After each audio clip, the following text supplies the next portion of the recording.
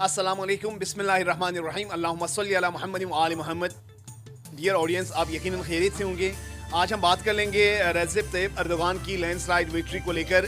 Tayyab Erdogan consecutively 3 times तुर्की का सदर रहे हैं और ये 4th टाइम वो फिर से एज अ प्रेसिडेंट वहाँ पर इलेक्ट हुआ है अवाम की यूनानिमस सपोर्ट से, और 52% उन्होंने वोट ली है। और अपने जो हरीफ है उनको डिफीट का सामना करना पड़ा।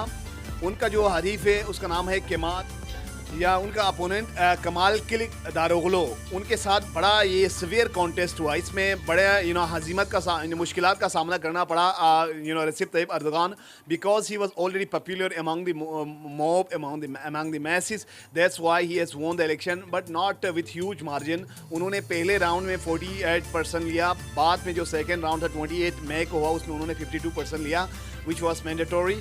और उनके जो मुखालिफ हरीफ है उन्होंने 49% लिए वोट। इससे आप इस सिवियर क्लेश को आप अंदाज़ा लगा सकते हैं। और उनके साथ जो उनकी जो पार्टी है अपोजिशन डेमोक्रेटिक रिपब्लिक पार्टी, और उस पार्टी के साथ 7 बड़े अपोजिशन के पार्टीज उसके साथ बड़े अलायंस बनाए हुए थे, उनके साथ थे। और अर्दोगान की पार्टी के लिए काफ़ी चैलेंजेस का सामना करना पड़ा। और अर्दोगान की पार्टी का नाम है जस्टिस डेवलपमेंट पार्टी। इन दोनों के माजबैन काफ़ी टसल देखने को मिला। और अल जज़ीरा को मैं बताऊं, कोट करूं तो Turkey's Erdogan celebrate presidential election run off. उसमें तुर्की में जश्न हुआ और अर्दोगान ने अपने तमाम अवाम का, वर्कर्स का शुक्रिया अदा किया। हम डिटेल में इस उमूर पे बात कर लेंगे इसको लेकर, और तैयब अर्दोगान के साथ अमेरिकन रिलेशनशिप क्या होने वाला है, और अर्दोगान ने अपने सियासी अपोनेंट पर क्या क्या एलिगेशंस लगाएं, और तुर्की का वो कौन सा ऐसा स्ट्रक्चर मॉडल है जिसको फॉलो करके हम भी अपने जो इश्यूज है उसको रिजोल्व कर सकते हैं। इससे पहले हमारे न्यूली ऑडियंस को से गुजारिश है कि आप हमारे चैनल को सब्सक्राइब कर लें, बेल आइकन पर क्लिक करें ताकि मसलन खबरों के आप हमसे जुड़े रहें। तो let's move towards the story again. अगर हम स्टोरी की तरफ जाए तो ये मैं आपको बताऊं डिटेल में, अर्दोगान अपनी जो प्रेसिडेंसी है उसमें उसको अटमोस्ट अपोजिशन का सामना रहा, क्योंकि जो उसने डिप्लॉयमेंट किया था ट्रूप्स की सीरिया के अंदर, और जो ड्रोन्स प्रोवाइड किया था उन्होंने रशिया के अंदर, इन तमाम उमूर को लेकर उन्हें काफ़ी अपोजिशन का सामना करना पड़ा रहा। और इसके साथ साथ जो उनके अपोजिशन पार्टीज़ काफ़ी अलायंस मिलकर बने थे।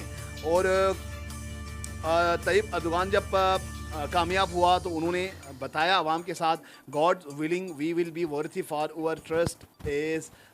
Our trust is we have been for last 21 years. अल्लाह का शुक्र अदा करते हैं कि गुज़श्ता 21 सालों से आप मुल्क की हुक्मरानी कर रहे हैं। और उन्होंने ये भी बताया कि तुर्की के अंदर इन्फ्लेशन है, मुझे एहसास है, मगर तुर्की में जो इन्फ्लेशन है उसको हम कर्व कर सकते हैं। और ये गुज़श्ता अगर हम इन्फ्लेशन की बात कर ले, उन्हें बताया अक्टूबर में ये 85% था, मगर मार्च तक ये कम होकर 50% तक आए हैं। हम उसको मज़ीद कम करने ले जाएंगे। इसके अलावा कुछ और सस्टेनेबल अचीवमेंट्स की तरफ तुर्की को ले जाना है और उसको हम अचीव करके छोड़ेंगे। इसी के साथ अवाम ने बड़े वाशिगाफ अंदाज में उनके वालिहाना इस्तकबाल किया और उन्होंने नारे लगाए रजब तैयब अर्दोगान के हक़ में। और अर्दोगान ने स्पीच के दौरान अपने जो अपोनेंट है, अपने जो हरीफ है दारोगलो को बताया कि he is being supported baked by the militants and the terrorist organisations, और अल्लाह ने हमें इसके बदले में फ़तह नसीब किए हैं।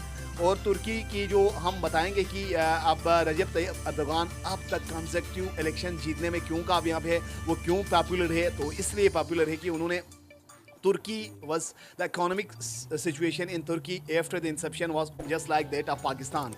Neither it has technological advancement nor it was having sustainable economy. उन्होंने कुछ रिफॉर्म्स लाए रजब तैयब अर्दोगान ने। IMF में सबसे ज़्यादा कर्जा तुर्की का था। उन्होंने with in 3 to 4 years IMF के सारे कर्जे वापस कर लिए और उन्होंने ऑफ़र की we will be providing you loans. तो इस तरह उन्होंने उल्टा उनको ऑफ़र कर लिया, क्योंकि उन्होंने सेल्फ रिलायंस और सेल्फ रियलाइजेशन के अमल पैरा होकर उन्होंने अपने इंफ्रास्ट्रक्चर को, एजुकेशन को, और जो मुख्तलिफ आवाम की जो विल्स थी, उनकी डिमांड थी, liberalisation of trade, liberalisation of education, liberalisation of economy, इन चीज़ों को उन्होंने तक़वियत दी। और एक्सपर्ट्स की निगरानी में इन चीज़ों को इंश्योर किया। इस वजह से रजब तैयब अर्दोगान को काफ़ी अवाम का सपोर्ट रहा और उनके जो बिल्स थे जो वो पास करवाना चाहते थे वो मुतवातिर उसको तक़वियत मिलती रही और वो अपने इकोनॉमी को एक जो टूरिज़म है उसको वास्ट इन्हांस करने में, इसको बड़े पैमाने पर बढ़ाने में कामयाब हो गए। और 2018, 2017 या 2016 में अगर आप देखें तो सबसे ज़्यादा जो बिज़ीएस्ट एयरपोर्ट में अमेरिका के बाद तुर्की का भी नाम आता है उनके एयरपोर्ट्स का, क्योंकि उनकी टूरिज़म इंडस्ट्री को काफ़ी बूस्ट मिली और पीस, स्टेबिलिटी, इकोनॉमिक प्रॉस्पेरिटी की वजह से बाहर से लोग आए। फिर उन्होंने जब वहाँ के जो ऑटोमन एम्पायर के इंफ्रास्ट्रक्चर को देखे तो वहाँ पर इन्वेस्टमेंट भी शुरू कर लिए आईटी में, मुख्तलिफ़ किस्म की चीज़ों में। इसके अलावा तुर्की की अगर हम बात कर ले तो यूएवी ड्रोन्स और साइंटिफिक टेक्नोलॉजी और बायोटेक्नोलॉजी और वारफेयर इंडस्ट्री, इन तमाम में वो अब ख़ुद इन्हिसारी की राह पर गामजन हो रहे हैं। और उनका बताना था कि हमें बहुत सारे इश्यूज़ थे, अब हम ऑटोमोबाइल्स अपने यहाँ बना रहे हैं और टेक्निकल एक्सपर्ट हमारे पास मौजूद है। तुर्की के अंदर वास्ट नेचुरल रिसोर्सेज से इनको हम बरोकार लाएंगे और जितने भी जो टैलेंटेड यूथ है उनको कौमी धारे में लाएंगे एम्प्लॉयमेंट के ज़रिए। और मेन जो चीज़ है इन्फ्लेशन जो कि पूरी दुनिया को सामना है, हम इसको एराडिकेट करके रहेंगे। जो सर्विस तैयब अर्दोगान ने दी वहाँ पर जस्टिस को इंश्योर करने के लिए काफ़ी काम किए और मुज़ाहमती तहरीकों के हक़ में भी उन्होंने बहुत सारे ऐलानात किए।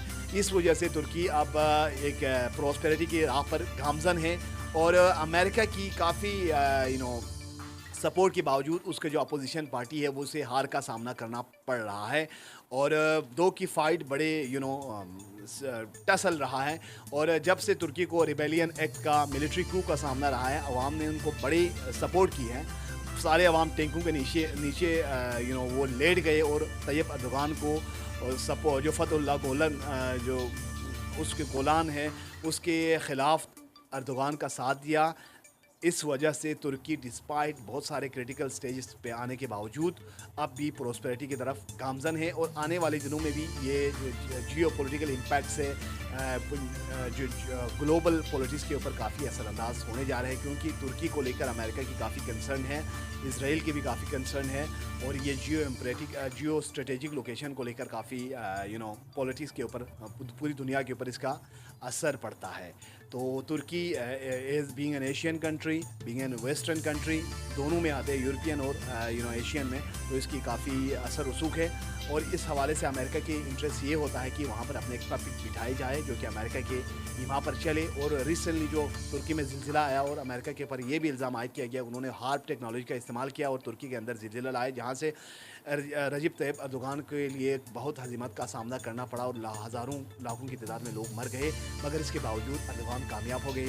यकीनन ये एक बिग विक्ट्री है और आने वाले दिनों में जो इंटरनेशनल पॉलिटिकल अरीना है उसका सिनारियो को चेंज कर सकते हैं। I will bring more facts and realities with you. आपसे गुजारिश है कि आप हमारे चैनल को सब्सक्राइब कर लें, बेल आइकन पर क्लिक करें ताकि मसलन खबरों के लिए आप हमसे जुड़े रहें।